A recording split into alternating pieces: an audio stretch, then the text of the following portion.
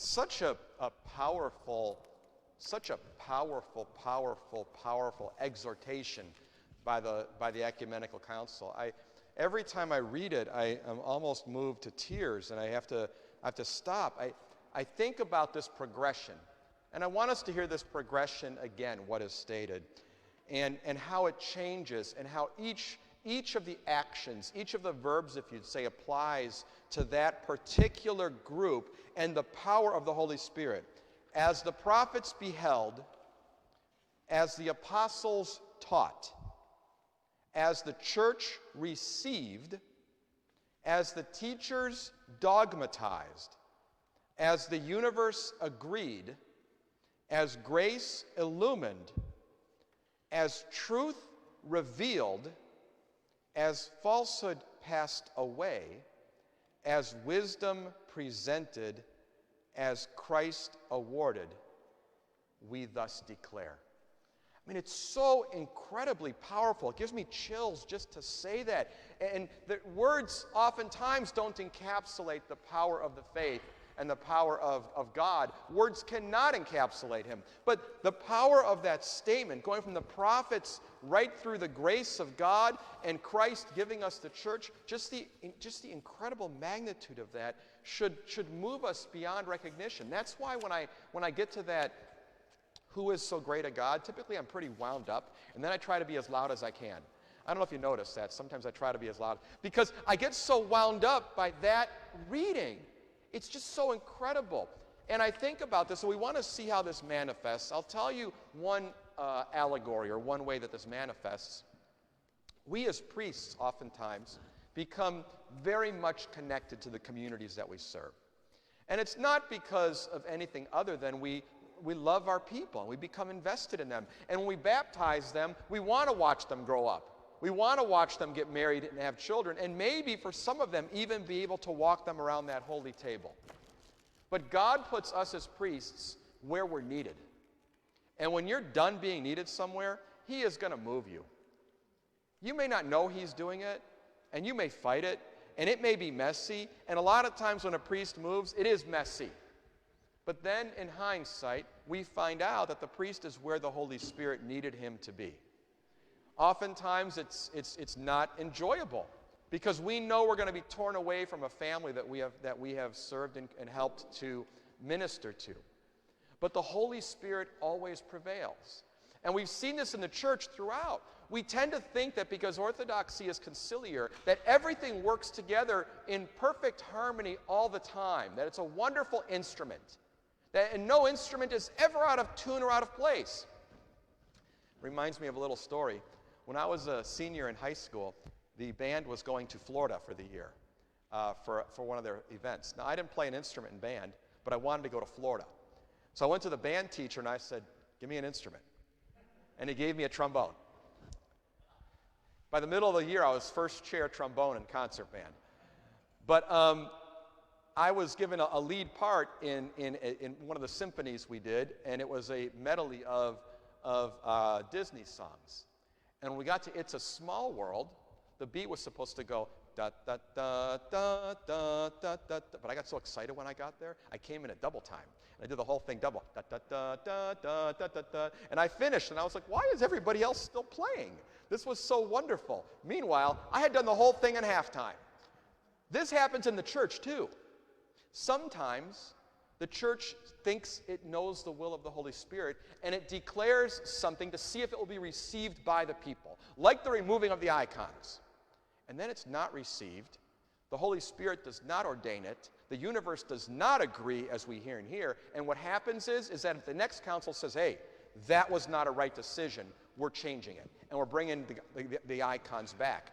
And this can happen in day-to-day life with our bishops, with our priests. It usually doesn't take a generation to be repaired. It might only take a week or two or a month or two, whatever it is, but things are not always smooth. But the Holy Spirit always prevails. How do we know this?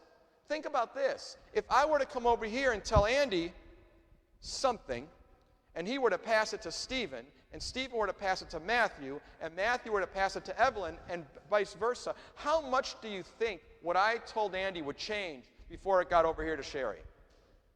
A little or a lot? Probably a lot, right? And even if it wasn't a lot, it would probably be materially different. We know that in the 3rd century, the Eastern Orthodox Church and the Oriental Orthodox churches split over not understanding translations is what it amounts to. We figured that out in 1991. Those two churches from the 3rd century through the present day have evolved identically in their theology. We can't go from here to here and keep one phrase the same, but two churches for 1,700 years have grown in the same way.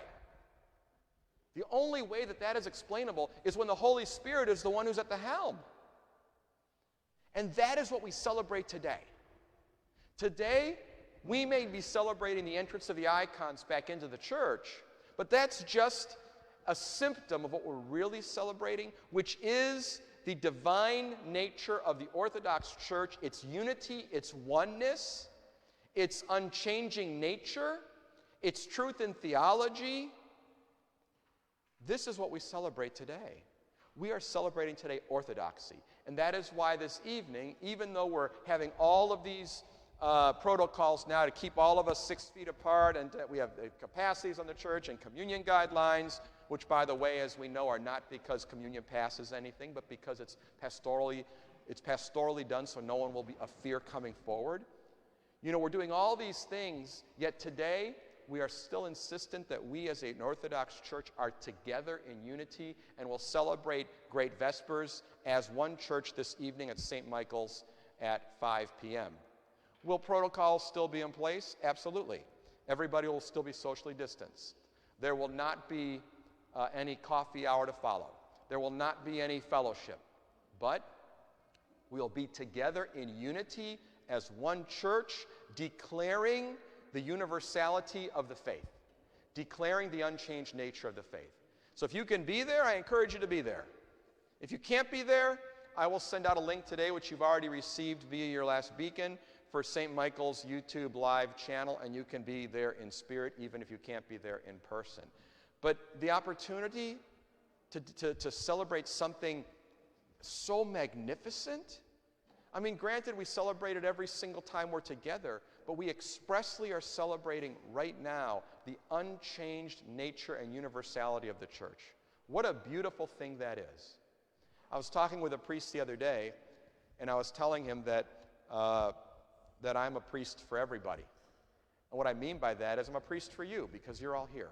But I'm also a priest for the person that I'm running into in the parking lot at Kroger, or the priest for the person who works at the meat counter at Costco, or a priest for the person that I run into wherever I may be. The reason is I believe everybody is Orthodox. I truly believe every single person I come in contact with is Orthodox.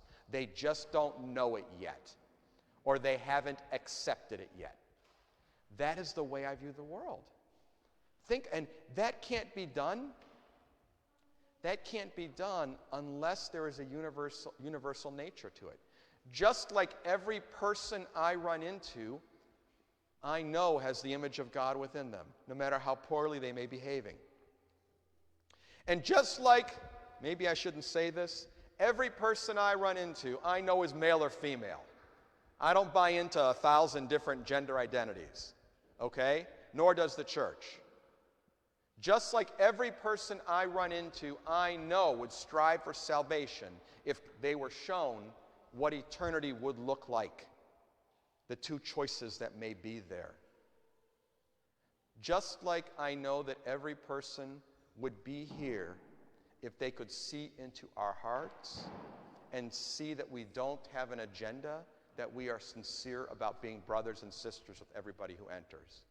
Today it's hard to trust, isn't it? It's hard to trust. But when people come into this community, and I mean the community of Orthodox, not necessarily only our church, and they find that, they stay forever. That is what the church is. So today, let us not get caught up in icons. I mean, it's a wonderful thing we're celebrating, but it's not the only thing. It's merely a piece.